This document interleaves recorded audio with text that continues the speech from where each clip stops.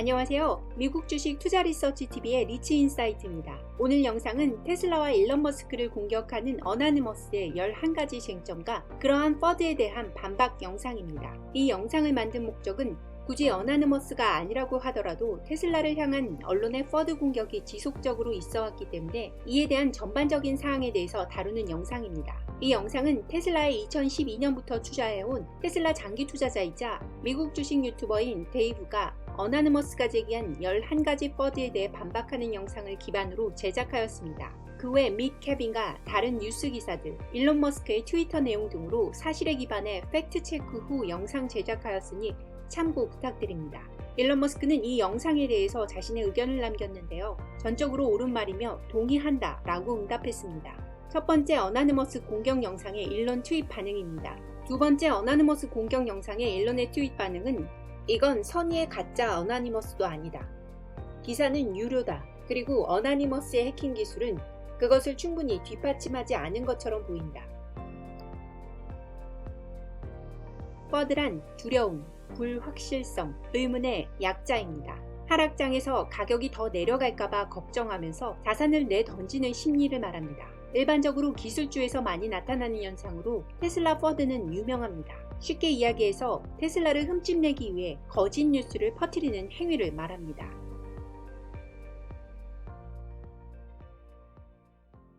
첫 번째 쟁점, 대중의 관심을 갈구하는 부자이면서 자기밖에 모르는 이기적인 사람이다. 테슬라는 기후변화와 싸우고 있는 단 하나의 가장 큰 기폭제다. 일론 머스크는 이미 오래전에 은퇴를 하고 해변에서 편안한 삶을 즐길 수도 있었지만 그렇게 하지 않았다. 그는 자신의 마지막 남은 돈까지 테슬라에 쏟아 부었다. 그리고 그는 테슬라가 재정적 위기에 처할 때마다 계속해서 그렇게 해왔다. 그는 추가적인 위험을 감수하는 사람이다. 그가 하는 행동은 자신이 하는 행동이 무엇인지에 대한 강한 믿음을 가진 사람이 취하는 행동이다. 그리고 그가 하는 행동은 인류를 위한 것이다. 결코 대중의 관심을 받고자 하는 행동이 아니라는 걸 그가 지금까지 테슬라, 스페이스X, 보링 컴퍼니 등을 이끌어오면서 보여준 그의 진짜 모습이 증명해준다. 두 번째 쟁점, 리튬 채굴에 어린아이들이 동원되어 일하고 있다. 테슬라는 리튬 채굴에 어린아이들이 동원되는 기업과 일하지 않는다. 테슬라에서 기업을 선정할 때 가장 중요하게 생각하는 부분은 바로 윤리적인 부분이다. 그들이 제시한 기사는 리튬 채굴에 관련된 기사가 아니라 코발트 채굴에 대한 기사이다. 테슬라의 사이트에 가면 그들이 코발트와 리튬 채굴에 있어서 얼마만큼 윤리적인 것을 강조하는지 알 수 있다. 어린 아이들이 동원되어서 코발트나 리튬을 채굴하는 기업과는 거래 자체를 하지 않는다. 기사를 충분히 읽어봤는지 의심스럽다. 이 기사는 정확히 리튬 채굴에 관련된 기사가 아니라 코발트 채굴에 관련된 기사이다. 테슬라의 주식 가격이 내려가기를 바라는 마음에 만든 것 같다. 세 번째 쟁점, 전기차 경쟁이 가속화되면서 테슬라는 타격을 입게 될 것이다. 테슬라는 경쟁은 좋은 것이라고 생각하며 경쟁 자체를 환영한다. 테슬라는 전기차가 내연기관차보다 더 나아질 수 있고 더 빨라질 수 있고 운전이 더 즐거울 수 있다는 것을 증명하기 원하는 엔지니어 그룹에 의해 2003년에 설립되었다. 테슬라는 전기차만 생산할 뿐만 아니라 무한정으로 확장 가능한 클린 에너지 생성과 에너지 저장 상품을 만들어낸다. 테슬라는 세계가 화석연료에 의존하는 것을 멈추는 것이 빨라지면 빨라질수록 제로 내연의 미래로의 움직임이 가속화될 것이라고 믿는다. 테슬라의 미션은 지속 가능한 에너지로 전 세계의 변화를 가속화하는 것이다. 이러한 일은 테슬라라는 기업 혼자서 할 수 있는 일이 아니다. 전 세계가 같은 목표를 향해 나아가야만 가능한 일이다. 다른 기업들이 테슬라가 걸어온 길을 따라오는 것은 좋은 일이다.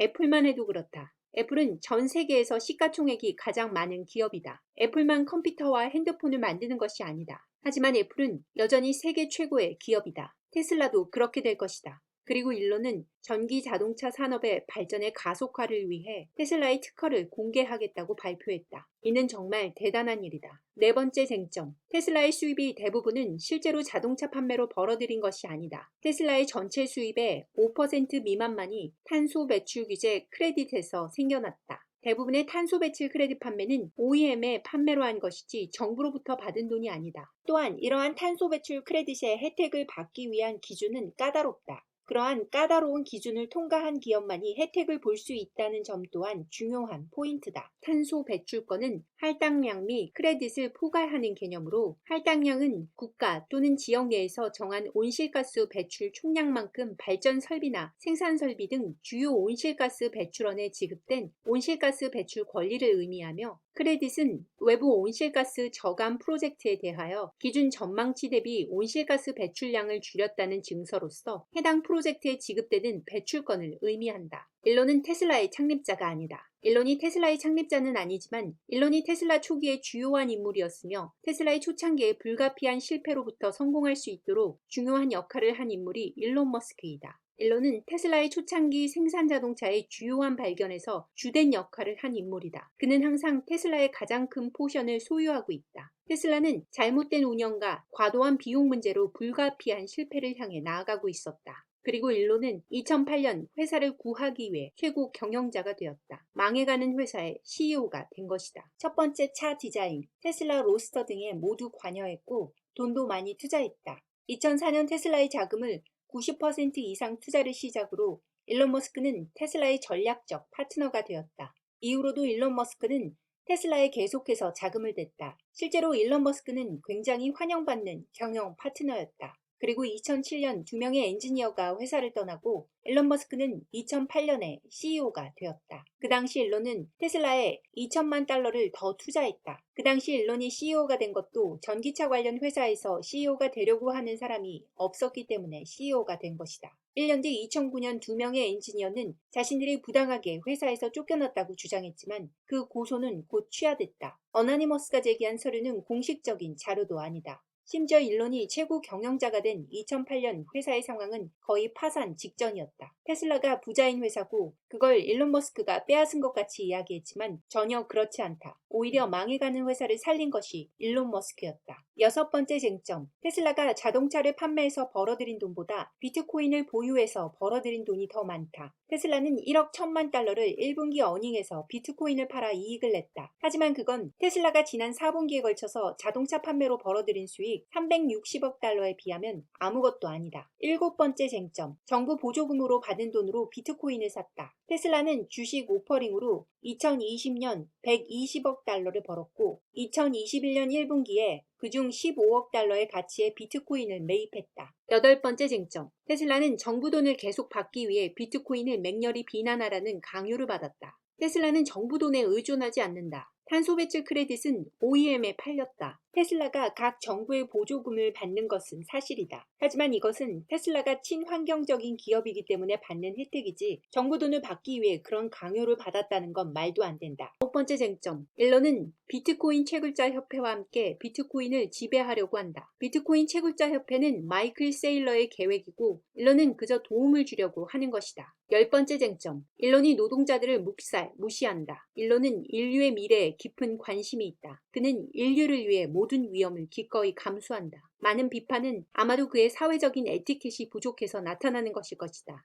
일론이 최근 남긴 트윗 내용이 수수께끼 같다면서 왜 그런 이상한 트윗을 남기냐고 하는 사람들이 많은데 그가 직접적으로 말할 수 없는 이유는 이미 한번 SEC에 벌금을 냈었기 때문에 규정을 준수해야 하는 이유로 직접적인 언급을 피하고 수수께끼 같은 트윗을 하는 것이라고 한다. 이는 아크의 캐시우드 또한 최근 인터뷰를 할 때는 규정을 준수해야 하기 때문에 직접적으로 답변하기 어렵다고 자주 언급하고 있다. 그들이 대중에게 영향력이 그만큼 많기 때문에 벌어지는 일이다. 11번째 쟁점, 일론은 세계에서 가장 똑똑한 사람이 아니다. 테슬라와 스페이스X는 전 세계에서 최고의 엔지니어들을 계속해서 매혹하고 있다. 우리 세대의 가장 미래가 촉망하고 야망이 있는 엔지니어들과 대표들 중에 한 명이 이끌어가는 회사가 테슬라와 스페이스X이다. 왜 많은 세계 최고의 엔지니어들이 테슬라와 스페이스X에서 일하고 싶어 하는지 아는가? 이는 예전에 차마스 팔리하피티아도 언급했던 내용이다. 미식 축구팀에 비교를 하면 구글이나 마이크로소프트 등의 기업에서는 최고의 엔지니어들을 고용해서 벤치에서 시간을 보내게 만든다. 반면에 테슬라와 스페이스X는 세계 최고의 엔지니어를 고용해서 그들이 경기에서 뛰도록 만든다.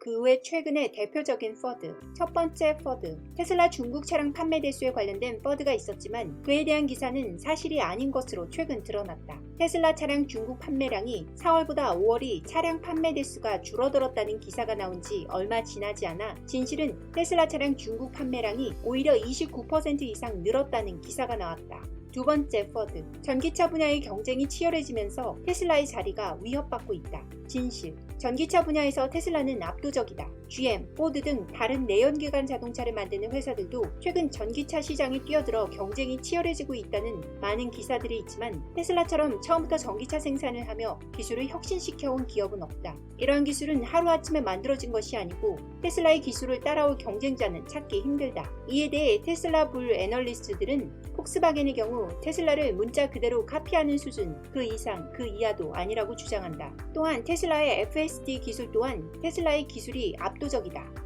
기술력뿐만 아니라 테슬라가 오랜 시간에 걸쳐서 축적해온 소프트웨어 기술의 경우 미래의 테슬라의 수입에 큰 영향을 끼치게 될 것이라고 전망하고 있다.